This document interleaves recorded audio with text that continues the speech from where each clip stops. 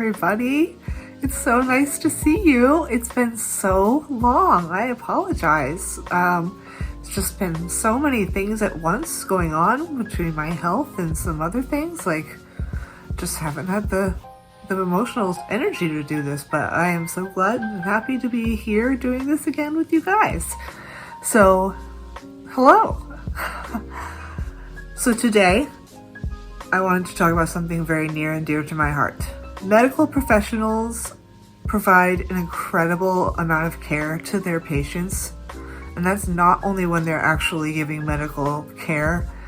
Bedside manner and the way you treat your patients can have just as much of an impact on the patient's quality of life and their care moving forward. The things you do, the things you say have an incredible impact, and it really, really matters to take the time and make sure that you are treating your patient with dignity and respect. So today, I'm going to talk about 5 times that didn't happen, where we had medical professionals saying things or doing things that really, really had a negative impact on my situation, whether I was admitted in a hospital, in an emergency room, any sort of medical setting. I'm going to go in order. I'm going to rank them in order from least impactful, in my opinion, to going upwards to the one I think is the most extreme case of crappy bedside manner and borderline verbal abuse. So without further ado, here are the top 5 things that medical professionals, doctors, nurses, PAs, whomever, have said or done to us. Number 5 was actually said to my mother in front of me. We were in the emergency room. I was having a terrible pain flare. Sometimes during my flares, I'm able to communicate at the ER for myself, but other times the pain is so terrible that I don't have it in me to answer questions and explain things and you catch some doctor up on who doesn't know me on all my complicated history. So I always have an advocate, a family member, a friend who does know the ropes to answer their questions, that anything they might need to talk about, kind of thing. And this was one of those instances where I really could not talk.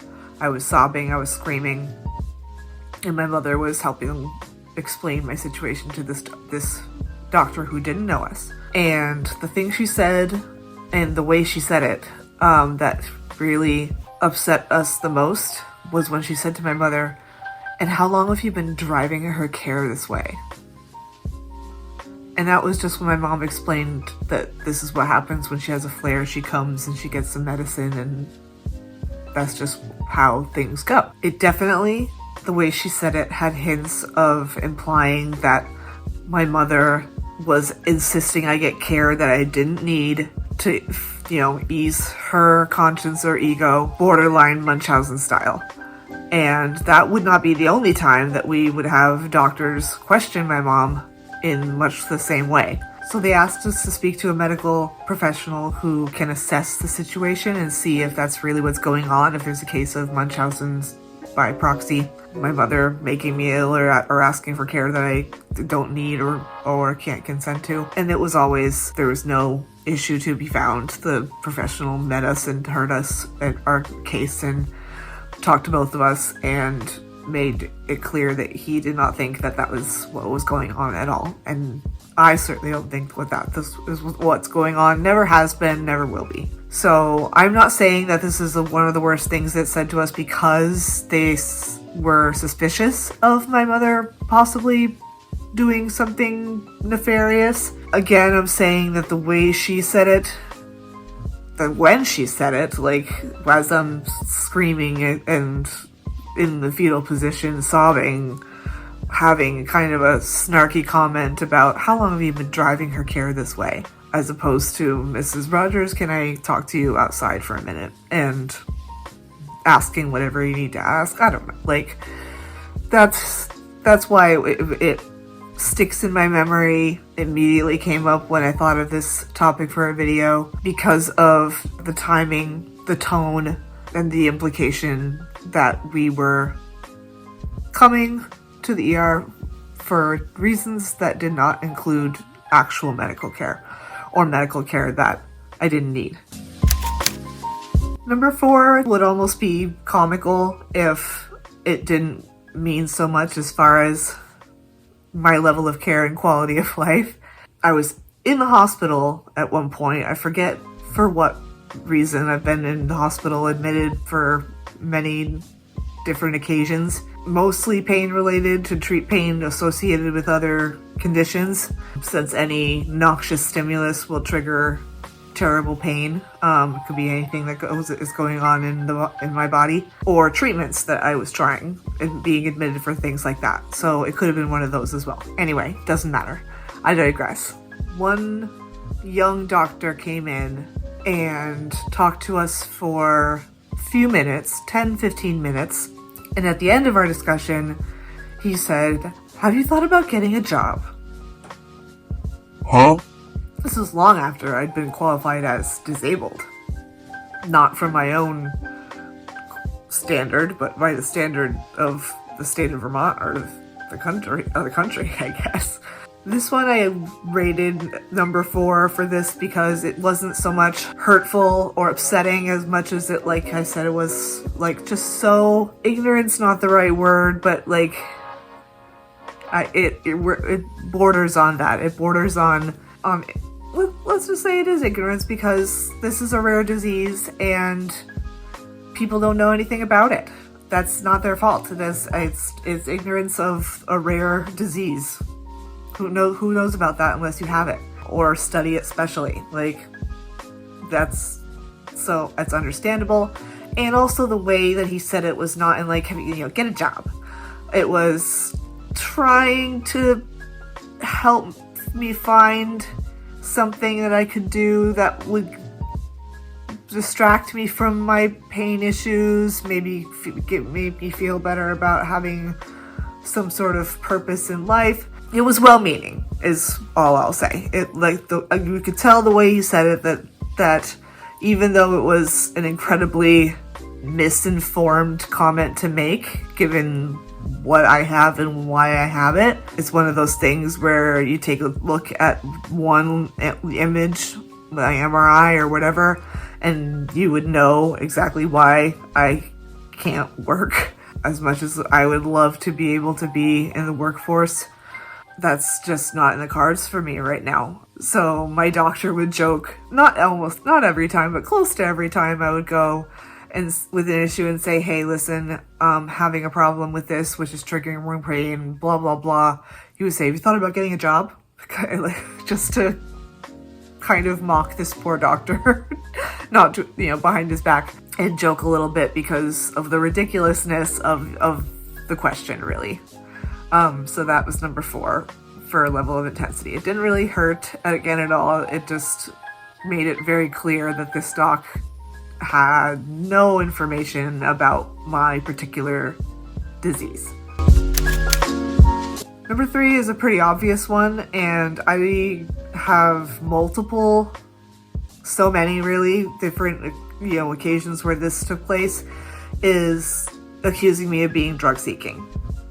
Sometimes saying it, very veiled way. Other times just coming right out and saying it. That, of course, is not good for my care because it impedes the process of me getting the medicine that I need or the treatment that I need. So if I have a doctor that does, or a nurse that thinks I'm just there to get high or get a fix, that's gonna cause a big problem, and it has caused huge problems in my health journey. And on top of it cutting into the time that I finally can get the medicine I need, especially if I'm having a terrible pain flare, the insult to injury was not just the repeated accusations that I was only there for a fix of drugs, when you could see in my medical records that in one paragraph or one image that this was not the same opioid addict who is walking in because they use drugs recreationally. And again, that's a whole other story. It's a whole other video for a whole other time. But part of that problem is people who genuinely need medications for medical things they kind of fall through the cracks and get assumed to be a drug-seeking individual, as has happened to me at least a dozen times that I can think of in my mind right now. So yeah, that's harmful, insulting, disappointing, and saddening when it happens.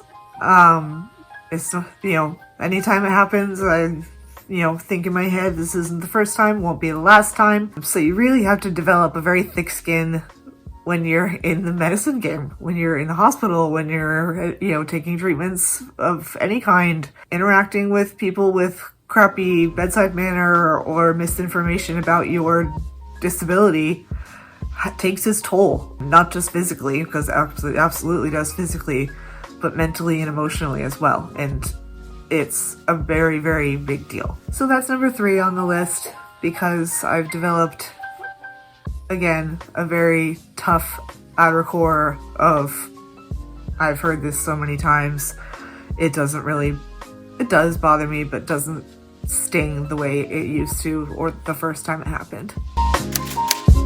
Number 2 ties into that, but is a little more extreme, is being accused of lying or faking pain. That is incredibly offensive, especially for people in